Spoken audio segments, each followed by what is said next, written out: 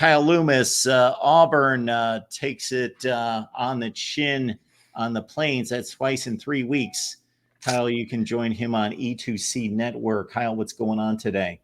A lot of feels, man. A lot of feels around the Plains. I'm actually on the Plains right now. Stayed over this week for what's going to be a big matchup for Auburn and Oklahoma. First time for the Sooners coming to the loveliest village on the Plains. So I'm here. That's why the backdrop's a little bit different. It's probably why I sound a little bit different too. Wore myself out. I think we're all a little bit worn out after the performance of the Tigers over the last couple of games. Our expert picker, Steve Merrill from Wager Talk. He's phenomenal. He came into this year like 21-5 against the spread under the radar selections. He was so confident Auburn was going to win this game and cover the spread that that's what his 10,000 simulations told him, that they were like a touchdown better than Arkansas. And then that 2.5 point spread wasn't even close. And right. Yeah, I think we all thought that. I think Arkansas fans, the ones that were reasonable, even thought that they would probably walk out of here with a loss, albeit a close loss. And I did also think the line was pretty accurate, 2.5 to 3, that Auburn would get the win in Jordan-Hare, just because of the uncertainty of the offense and the quarterback situation. I think what we have here, Mark, is a sobering coming back to earth for a lot of the Auburn fan base. A lot of people who had sold themselves that Hank Brown was the savior from Peyton Thorne and the hate that they had built around him. But the reality is Auburn's quarterback situation is still far from figured out. Hank Brown has an abysmal day, only makes it out of the first half. 3 interceptions, no touchdowns, and it's a complete juxtaposition to what we saw versus New Mexico to now Arkansas. And I cautioned our viewers to really take stock of who we were playing against in New Mexico and what he was able to do, not taking away from, celebrating his performance, giving, pats on the back for what he was able to do in his first official college football start. That in of itself is just difficult. But you're now moving on to the SEC. And even if it's the bottom of the SEC or supposed bottom of the SEC at that time, you are playing a team that has SEC caliber talent on defense, and they will show it, especially when they have nothing. Well, I wouldn't say nothing to lose, but this was a matchup of who is going to fall into the bottom of the SEC with your Floridas and your Mississippi States and your Vanderbilts right now. And I'm sad to say that Auburn's now at that bottom, at least for this part of the season. And there's not a lot of optimism that it's going to get better when you talk to the general fan base right now. Peyton Thorne came back into the game, hit some passes, but it didn't last for long, but did put together the one drive that made it, I believe, 17-14. Yeah, tied it up a couple of times, but then I think it's a little bit too late. One of the things that I think is encouraging for Peyton is that he came into this opportunity. I hate switching back and forth of quarterbacks. In fact, when even though I was more of a Peyton Thorne guy, when the swap was made to Hank, I didn't want it to swap back again, because I don't think that creates continuity. I think that rarely ever works. So I was a little, not want to say frustrated, but I was just kind of like, I don't know if I like this. But obviously, to Peyton's credit, came in and gave Auburn an opportunity to compete. And there's a lot of Auburn fans that are having a lot of egg on their face. There's a lot of humble pie going around in the stadium for all the booing that he was getting when he was leading a charge back for this team to be able to have a shot to beat Arkansas at their home. There's just a lot of frustration on the campus right now. And, there are other things going on. There's been back and forth play with the defense, a major injury on our defense during the game. Champ Anthony broke essentially his leg and is out for, I would assume, the rest of the year. But it's interesting right now on the Plains. I chose a great week to spend some extra time down here. Kyle Loomis here, E2C Network. Kyle, has Hugh Freeze made any kind of commitment to the quarterback situation? He has, at this time, no. He has talked about a lot who is going to prepare the best for Oklahoma, them presenting a lot of challenges for a quarterback, for an offense facing them, who prepares the best for them, who responds best to the scout team, which is being run by Walker White, which is one of our newer quarterback commits, which now people are starting to shift their commentary that he should start. I think we're that's a little bit too grasping for straws at this point. But yeah, I think right now there's no commitment to that. I don't know where to lean, to be honest with you. As I said, I hate swapping back and forth, so my inclination would be just keep it with Hank Brown. But you got to give Peyton credit. Came in and did something that wasn't heading in the turned it around and heading in the right direction. But as of this time, there does not appear to be a commitment at quarterback. We probably won't know till game time. Oklahoma comes to town, and of course, Auburn faces a new conference foe. Historic game in regards to just two major brands getting together for. Obviously, this was not a game that we saw frequently in the past. We saw them get together in the 2016 Sugar Bowl after the 16 season, and here we go. And the way these two teams are playing offense.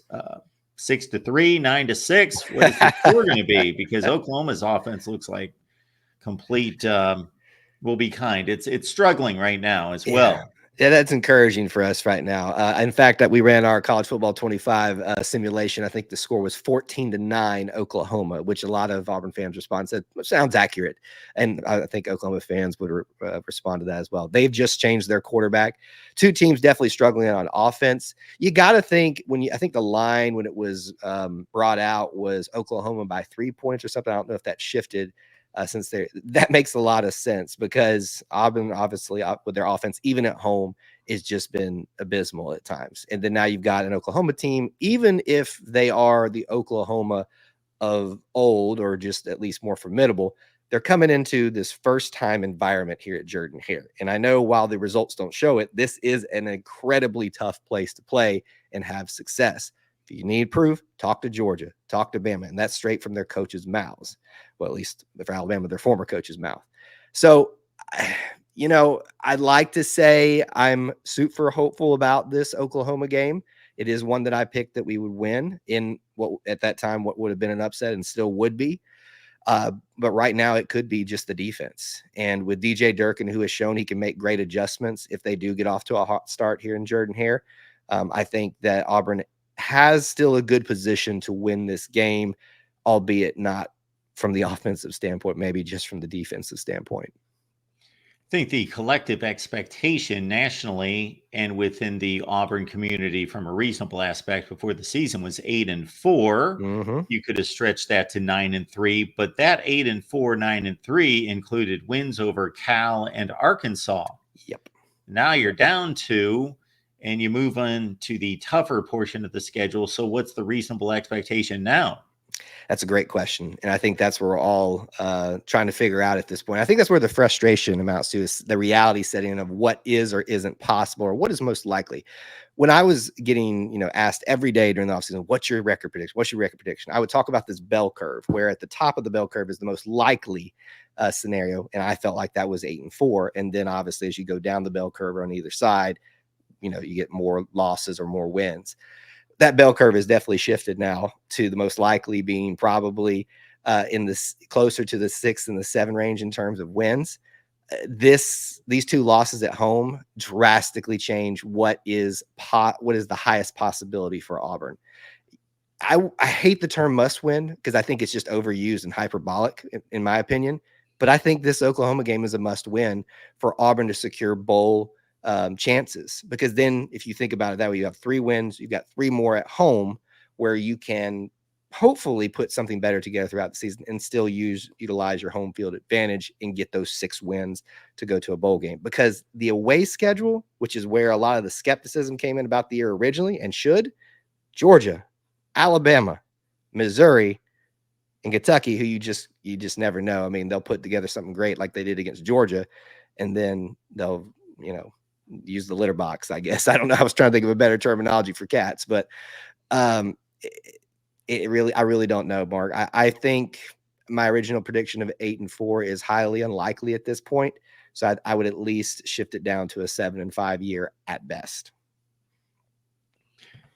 Kyle Loomis, E2C Network. It's Auburn football, Auburn athletics, the community, the culture, everything going on at Auburn University. And before we let you go, is anybody playing good football on this team? Is there anybody to highlight on either side of the ball? Well, I'd like to give a shout out to the person who was injured, Champ Anthony, who laid one of the greatest hits that we've seen as of late. I don't know if you've seen the Junior Rose Green hit from days back against Georgia, where the guy just gets laid out in the Auburn game. It was that he was playing great in this game, so it just terrible that he had an injury happen, and literally the play after he made that great play.